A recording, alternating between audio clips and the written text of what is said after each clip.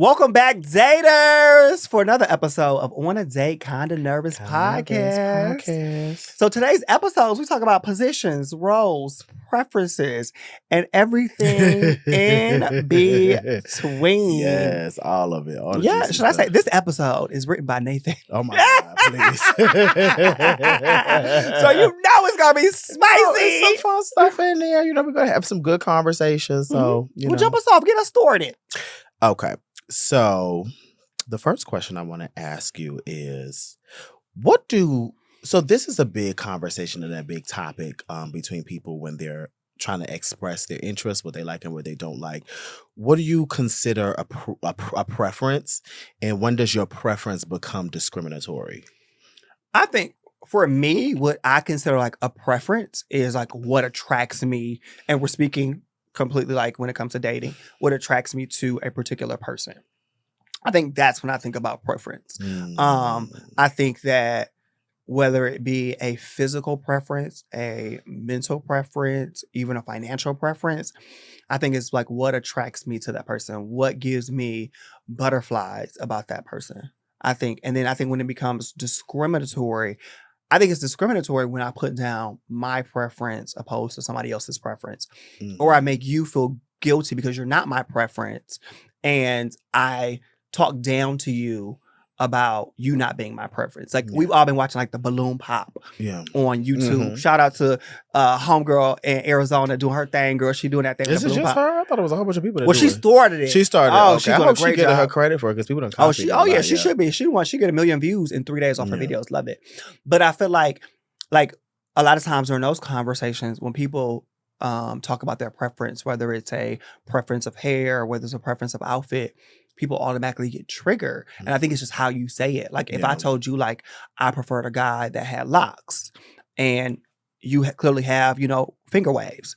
You would be like, damn, you got something against my finger waves? You know what I'm saying? And so I think it's just how you say it because everybody has preferences and I have to respect your preference. But the moment I doubt or like demean who you are, I think that's when it becomes like discriminatory. What about you?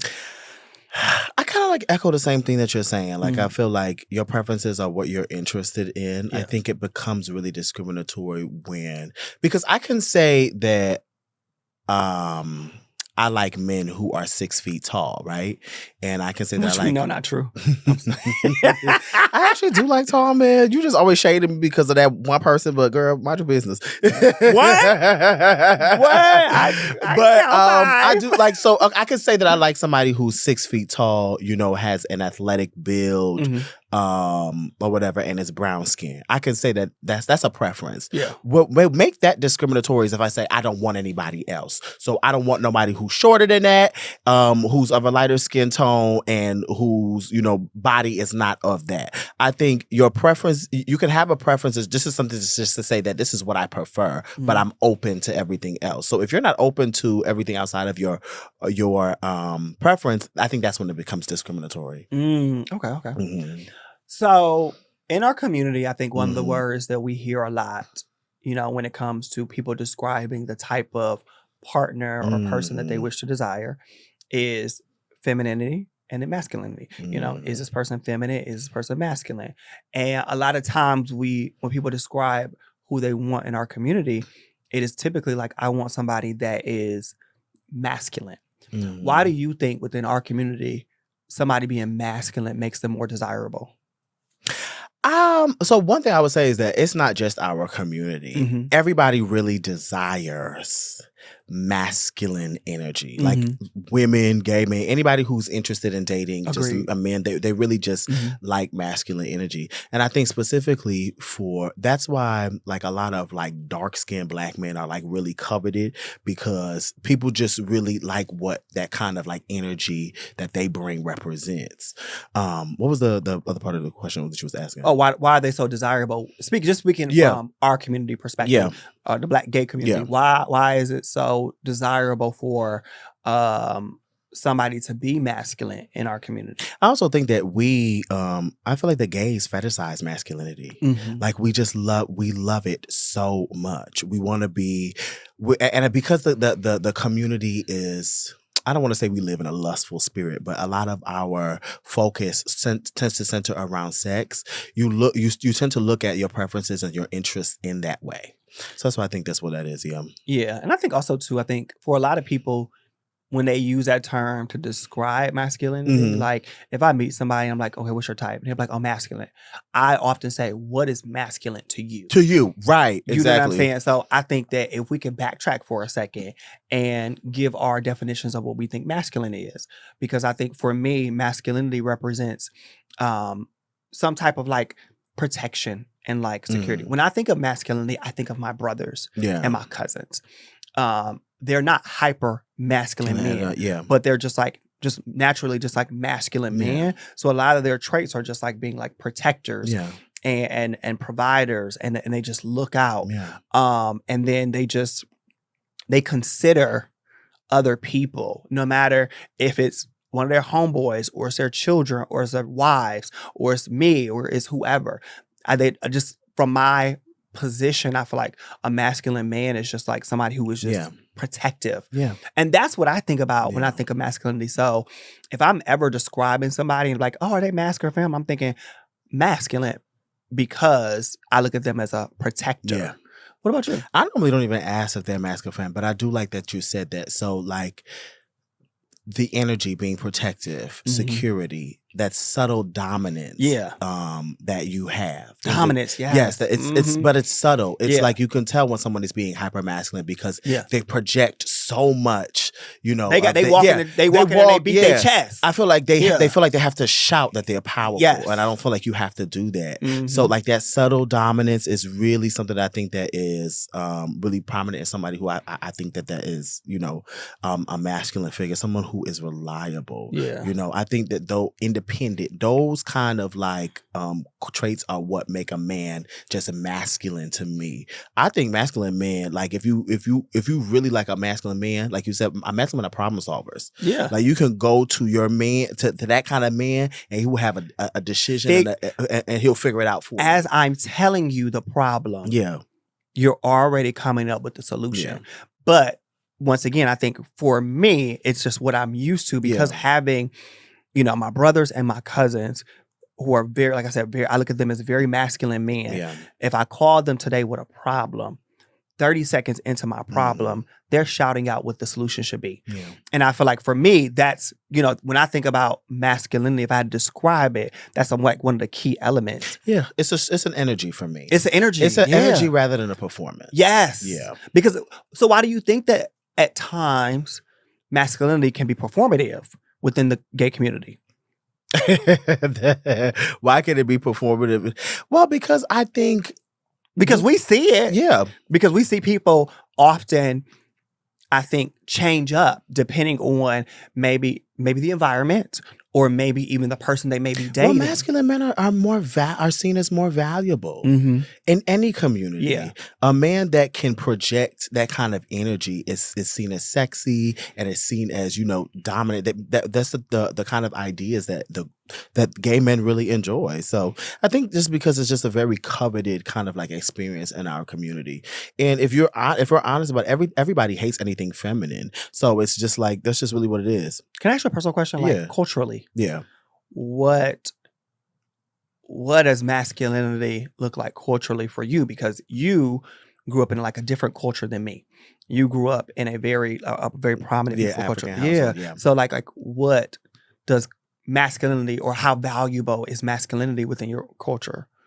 Well, I think it's similar to the way that we talk about it just like in general. But I guess the men in my country, when you come upon it, they're protectors, they're providers, security, you know, it pretty much the same way that everyone else looks at it. So I think specifically for me, I was outside of that norm, I guess, in performance. So, okay.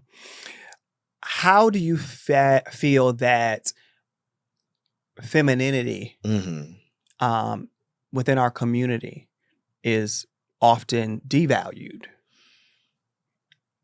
How do I feel about it? I think it makes me really sad because I feel like gay men don't really truly get to really actualize and live in themselves. I think that a lot of our experience is really built on trauma. Yeah. So living out within that trauma and having to perform every day can really be exhausting. And I feel like if we had an opportunity to really just be ourselves and not have to fight within those kind of energies, I think that they would be gay men would just be able to express themselves more. And I think a lot of times we would all probably be in a space where we'd be in like relationships and be in healthy, loving situations. But I think that because we're all chasing an idea of what masculinity is, and the fact that we just do not like femininity in its core and in its energy, it makes it really difficult for gay men to really exist. Yeah. And I feel like with us being, in our mid-30s, femininity, when we were kind of coming up, was often, frowned upon. Exactly. Especially for Black men. Yeah, but even in places that are supposed to be safe for us, like the gay clubs and like, gay social events and things of that nature, you often would hear people kind of make fun of or point out the more feminine girls, as though there was something wrong with them being feminine within our community, which it wasn't.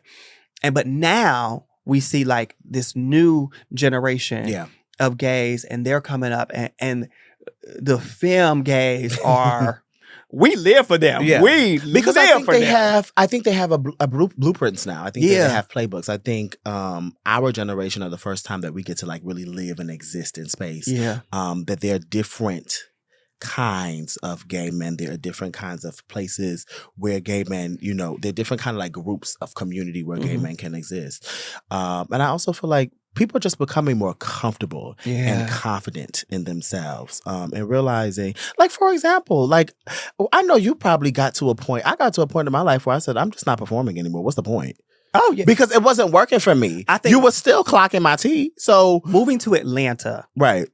When I moved to Atlanta, when Atlanta was Atlanta, baby, we had tracks, we had the clubs. I think moving there allowed me to feel safe in my femininity because there, you've seen it everywhere. You've seen it at work. You've seen it at school. You've seen it at the club. It was like a part of people's daily lives. It wasn't just Saturday night, Sunday night at the clubs. This was like who they were throughout the day. So it made me feel like I did not have to perform any longer when I moved to Atlanta, because this is because you have visual representation of what it could be and what your life could be.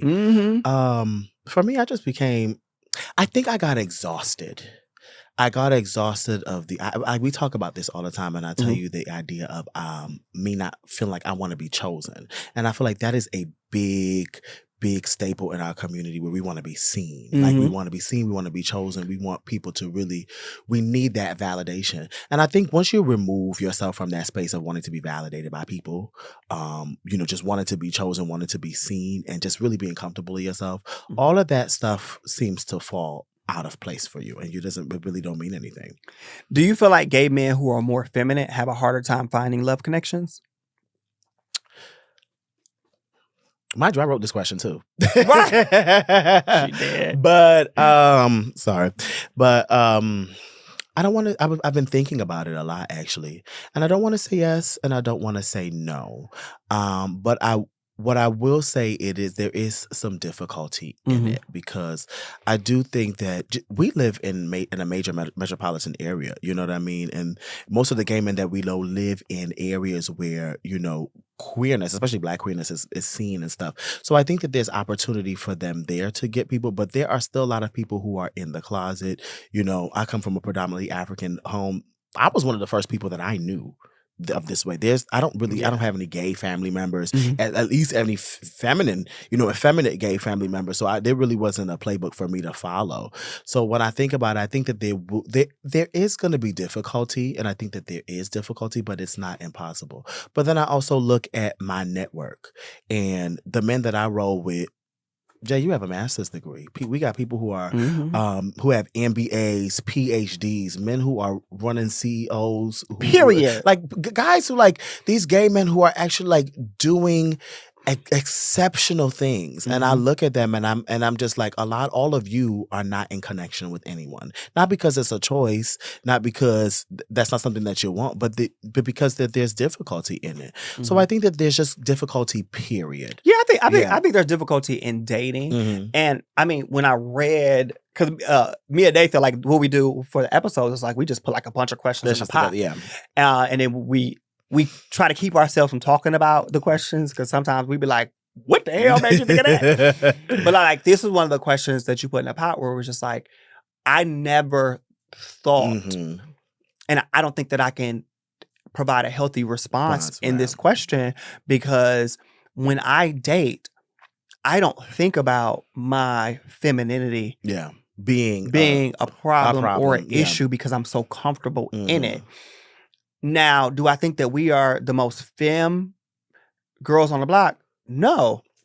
But I think for my level of femininity, I don't think I think about it, because I'm so comfortable and loving with who I am as a feminine Black gay man, you know? And also, too, like, I don't think about labels. Right. So, like when we talk about the masculinity comment, like, when I describe certain friends and certain things, I don't even use words like masculine and feminine. But you know, those words are important to people. They want to know that. They want to know that. But I think for me, I'll use words like protector or, you know, like dainty. If somebody's asking you about I've been described as, man, he is a protector, you'll say that. About who? Just anybody. You'll be like, describe somebody. You'll be like, he's a protector. I know he protector. He like to open doors. You know, he pays the bill. Protector is an interesting word. Okay, go ahead. But things of that nature. So, but I don't think about that. And I think this is a great question, you know, for our listeners and our viewers. You know, do they think that, you know, people that are feminine within the community, like, do they think that they have a harder time dating? I think this is a great question. I think I want to save that question too for like when we have future guests. Yes, because I think we should really dissect that more. Switching gears, do you think I think we talk about this a lot, but this is going to be good because I think because of your traditional nature, do you think that your sexual position will determine what role you will play in your relationship? In the past, yes.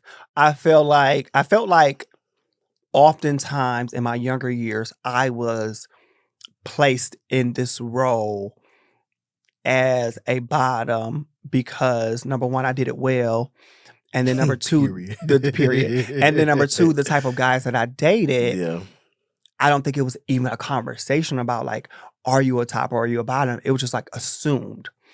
And like I said, I really didn't feel like I sexually discovered myself until those relationships had ended. But I think in those relationships, yes, I feel like I conformed to being a bottom. And then the more traditional tasks that are assigned to the person that is more feminine in a heteronormative relationship, I feel like I was assigned those roles and responsibilities. Now, to take the heteronormative word out of it and say that those are roles that in a household that I enjoy. I've always enjoyed cooking. I've always enjoyed cooking for my friends, my family, my brothers. I've always enjoyed that. You love taking care of a home. I love taking care of a home. I love cleaning. I love washing clothes, you know, folding laundry. I always loved and enjoyed those things. So my role in those relationships to me were just based on the fact that I enjoy doing those things for my partner. I didn't think about, because I was the bottom in those relationships, that I had to do that. Yeah. What about you? I think it will be opposite for me. You know, one time we were having a conversation, me and you just on the phone, we were talking, and you said to me, you said, I wonder how your mother is, because I want to see how you model femininity after her. And that got me thinking about our parents and how we model, you know, those energies from our parents. And what you mean, my mom, do you think that I model? Yes, absolutely. Absolutely. But both of my parents are earth signs. My mom's a Capricorn, my dad's a Virgo. So that's already, they just already go-getter money people, like big money people. My mother's a very feminine woman like your mom is, but she's also very much a very independent woman. And she is not comfortable allowing people to do things for her. And what does that sound like? That sounds like me. You know, I'm a very the way I present, but I just don't really, I don't really feel comfortable and vulnerable enough to allow people to do things for me. And I think that will always be it's something that I'm working on and I have worked on, but I think that will always be a challenge in a relationship, especially for if I get a man who also lives in dominance. I think that will be a very difficult kind of like tug and pull in our relationship for us. Yeah. And I think, like thinking about my mom, I watched my mom as a single mother toggle the responsibilities of providing and protecting, because don't get it twisted, she 5'5", but she girl could go. That's my girl. But I watched her toggle the responsibilities of like providing, protecting, and it's 4 boys. Yeah. She had 4 boys, so it's us. And then also that girl would come home, iron our clothes for the week, fold laundry, cook. My mom cooked dinner every night. Yeah. But it was a joy of hers to cook dinner. Like, literally, we would have to be like, Mommy, let me cook tonight. No. That was her, like, dang. That was like her thing. She just loved feeding her boys. Yeah. And I think I took that on from her because I seen what joy. She never made it seem like it was like a responsibility. It was like really a joy for her cooking for us. So I think I took that on from her.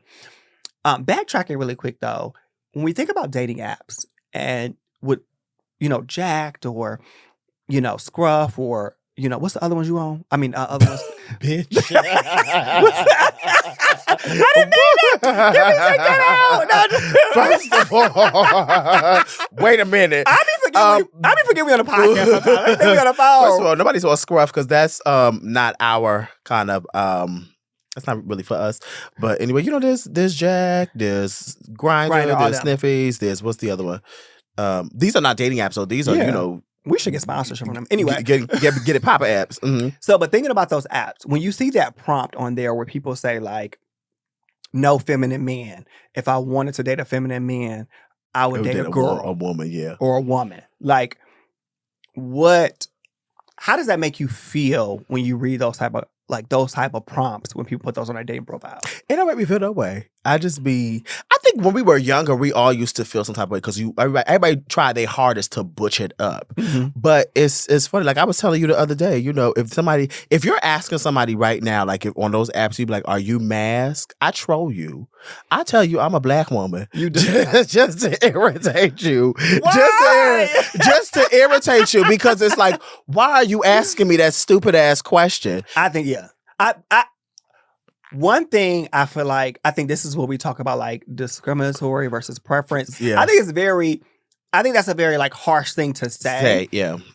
Because what you're doing is like, I feel like as gay men, every gay man has masculine traits and they have feminine traits. Right. I think it's just a natural thing for a gay man to have, and whatever those traits are, like I'm not calling those out, you know what I'm saying? But I feel like people oftentimes on dating apps, even our more feminine friends, if we had to use that term, we'll look at their dating profile and they got a picture of them shirtless with their tattoos and a snapback looking like Trey. Mm-hmm. And we look at their profile like, I ain't never seen her take a picture like that before. Why do you think that they feel like they have to be like performative in that way on a dating app and not be, because you want the attention. Mm-hmm. You want the attention because like you were like your bags mean a lot to you. They do. I've never seen you with your purse on a dating app profile. Oh, because I put selfies on my dating app profile. I don't do full body pics on my profile. If you want that, so you want to take a selfie with your Celine bag? You want me to put my purse on the table and not you trying to call me out? That's really funny. But like if you see me in person, like in LA, like I don't think you can even be on a dating app and people not see you because you're just gonna be out. So you'll see that I got my bag and stuff running around because I got shit in there. I got a decan. I got some. We talked about this. I got like sometimes gum these bags and shit. Are not for fashion, baby. We need these you bags. need them. I got stuff in there. I be going around all day. But I get what you mean. I think we all, when we are on these dating apps, especially apps, not even dating apps, like those apps that are purely meant for sexual purposes, you're just trying to put yourself out there so that way you can get your attention, get your hit ups, and do what you got to do. Do you think that within our community, a bottom can be more of the dominant and masculine one in the relationship? Why you had to say it like that? Because you honestly, I mean, when we're on these microphones, I think about Bottom, I think about you. So I'm like, could you be more dominant? The more dominant one in the relationship? I'm just a dominant person in general. So you are. It's very hard for another dominant being. When I'm in space with like really aggressive like straight men, it kind of like make me feel uncomfortable because I feel like I gotta like. It's not just straight men. Well, just men in general. Because I feel like you puffing your chest up at me, and I'm not. You know, I don't like that. You know what I mean? The New York in like you. Just be subtle. You know what I mean? I feel like what you say? You're saying which one? Treat me soft. Yeah, treat me soft. You know what I mean? I don't like if I feel like you doing that. But I do think that because for me, like I said, I totally disconnect from sex and roles. Like for me, I bottom because I enjoy it. Yeah. Like you can be in a relationship with a more submissive man as your top, and when he tops you, you let him dominate you. But then again, you see the way that you're wording it, it's kind of like what does more submissive look like though? Like cooking and like what you doing? Like how you say submission? Don't point at me like that. If it's like what you doing, yeah, because I don't think that those are gender roles. Cleaning and taking care of a home is not. I don't think that. What I can't. You're not gonna let nobody clean and take care of your home because the way you love your cleaning products. You love.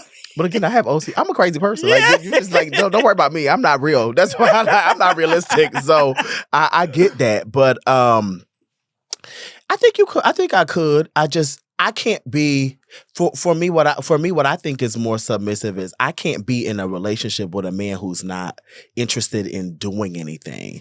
Like if you. Like, I couldn't be with a man who just wants somebody to take care of them. Yeah. I just couldn't be with that. To me, that's a very submissive trait, in my opinion. And I think for me, like, I don't identify myself as a submissive person all the way around. I think I compromise and I listen a lot. Yeah. I think that I enjoy being with men who are like, have submissive moments, but also have like dominant moments. Yeah. Like if you really want to do something, like if you really want to go to a concert or take me somewhere, like you're not waiting on me, like you just do it. Or you have a problem with decision making, so you just want people to. Yeah, I'm indecisive. Yeah, so you need that. So, but I feel like that's where you insert your dominance is when I'm trying to make a decision. You just like make it happen. But then also taking it back to when we talked about, how I describe masculinity, that protect and then problem solve. I look for the men in my life to like be a problem solver. Solvers, right. Because I don't ask for help. So if I'm calling you venting for something, it's more likely to vent. Yeah. But if you're like helping me resolve that problem, that makes me, I don't know, it just makes me more attracted to you. Like it turns me on. I mean, not say attractive, but it turns me on when a man helps me problem solve. Yeah. Oh, so we're gonna run out scenarios. Okay. So first scenario, your man wants you to meet his friends, right? And he wants you to tone down your aesthetic. What are you doing? So when I say tone down, take the polish off your nails, leave your bag at home, dress a little bit more toned down, meaning not a lot of bright colors, nothing that's just you. What are you doing in that moment? Like, how are you doing that? And this is not your man. I guess this is a man that you're dating. Girl, first off, I love color. Second off, if it's hot like it is in LA, I'm going to have on my booty shorts. Right. And I'm going to have my legs out and they're going to be well greased. And so what does that say about you and that man relationship? So that means you... and take my nails off? I'll get my nails like you got the gel tips in the pack. But these ain't press-ons. These are done. Asia Christine, that's my girl. She do my nails. So I feel like, no, like, I don't think that I would even continue to date that type of person if you're telling me that I have to defeminize myself to make you and your friends feel comfortable being around me. Yeah. I would not be around that person. Right. First off, we talked about pocketbooks. We carry our pocketbooks because we put our keys, our cell phone, our wallet, our mace, our fans, mace is great. Everything in there. Mace, you know what I'm saying? Because if I'm out all day, I need stuff in my pocketbook. That's why I carry a pocketbook. Yeah. But if you're asking me to like tone it down, like you don't like me. Yeah. You don't like who I am. And because if I'm on your arm, you should be proud of it. No matter what, we drip sauce everywhere we go. We look good. You look good everywhere you go. I look good everywhere we go. Too, friend. I know. Thank you, friend. So for a man to tell me like to change it up and lessen myself, I would never do that. I would end the relationship in that moment and call you. Why you gotta call me? I think I'm at a place in my life conforming to anything is just out of control. It's just inconvenient for me. Like I tell you all the time, my life is about convenience. And if I'm inconvenienced in the slightest, I'm leaving. And you, first of all, if you ask me that, I'm offended because very offended. What does that say about your self-confidence? You know what I mean? That's not about me. What does that say about your self-confidence? What does that say about you and how you feel about me in space? Yeah. So I will politely decline to meet your friends, and I will politely decline ever hanging out with you again. So let's say that you meet a guy. I don't want to make that bad. Let's say you meet a guy, right? And you go out with him for the first time to the club. Even though you don't like that. Nathan don't like taking his man to the club. But he'll meet a man at the club, but he don't like taking him there. Yeah, don't take him there. Go ahead. I'm dragging my man to the club. What's up? So let's say you take your man out to the club for the first time. You get drunk, you have a good time. You got your tequila reposado, your pineapple juice with your splash of cranberry. You having a good time, and you just are overly just having a good time, overly feminine, you voguing, you having a good time. First of all, I don't vogue, but okay, go ahead. Go ahead. But you will take your towel and wrap it around your head and swing it from ceiling to ceiling and twerk that body. But what if like that next day, y'all woke up and he like wanted to have a serious discussion with you, like, hey, when you go out with me, like, can you just not be that wild and feminine? Like, can you just keep it together? Can you chill? Like, when we go to the club, like, just have your drink and just sit there. First of all, if this was me, the first thing was, I didn't want to go out with your ass anyway. You made me go out with you, so why the fuck is you mad? That's the first thing. Y'all see that chest? Y'all see that chest? Her double D's are up, baby. She ready to go. No, but in reality, like, again, another conversation of inconvenience and conforming for me. For me, I'll be very offended by that conversation. What do you mean? I'm outside. I'm having a good time on my drinks. Why are you bothering me? And then I would ask, like, what are you looking for? Like, ideally, if you have a partner, how do they look to you when you guys stand next to each other? Because I would want to know.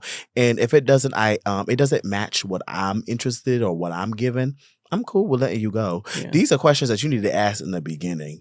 But I feel like I do feel like there are certain scenarios, like this type of scenario, where it's not a matter of asking a question, it's learning a behavior. Yeah. And you have to learn. You won't learn that unless you're around the person. Because like if I dated a guy and like this type of scenario happened, it would be irritating to me, but it will also be like, that's a sign that I need that you're not for me. Yeah. Because the reason why I like going to the club with my guys is because in previous relationships, they were so serious that we never partied together. Yeah. I remember the first time my ex when I went out with him, and this was after we had broken up and we partied together, he was like, where was this person in our relationship? Yeah. Like, you weren't this fun. You didn't get drunk with me. And it's because I didn't feel safe with him. Yeah. But now, like, when I go out with my guys, if we can't party and have a good time, we can't go to the Meg concert and I twerk and you twerk and we just have a good time. You're not my type of person. Yeah. Like, I want to be able to have that type of fun with my man. I think if he brought the conversation to me differently, I think once you add the word feminine in there, I think it really just throws off the whole dynamic. But like, Tony, if you tell me stop acting ghetto in the club when we outside, I guess that's different because, you know, I'd be a little wild. What if you tell you stop popping that gum? Because Nathan loved popping gum. He pop gum. His goal when we go out, y'all, is to pop gum louder than the music. And then he tries to pop it to the beat. Y'all got some stank ass breakfast. Y'all should get some goddamn gum too. Anyway, we got to wrap, so go ahead. All right, y'all. Well, thank y'all for listening to this episode. Yes, thank you so much. Nervous. I think my dating tip. Oh, yes, dating tip. We didn't do dating tips. My dating tip to close out would just be who you are. For your pride. My dating tip, I'm not going to give y'all a dating tip today. I'm going to give y'all an affirmation. I think that gay men are beautiful. I think that we should continue to just live in ourselves and live in our truths and have fun. Like, we are in, I don't know, a lot of times we don't like to look at this, but we are in a place of privilege. We can do whatever the hell we want. Yeah. We making money. We chilling. We living life. Continue being the bad bitches that we are. Period. Wear your handbags. Get your nails done. Do whatever makes you happy. Put on lashes. Put on a face. Whatever makes you happy. Yeah. Like, we only get one life to live. Or be masculine. Whatever. Be masculine. Just be yourself. Yeah. We appreciate everybody. And we love everybody. So thank y'all once for watching again. Today. We appreciate it. Comment, like, subscribe, and share with your friends. Until next time, daters.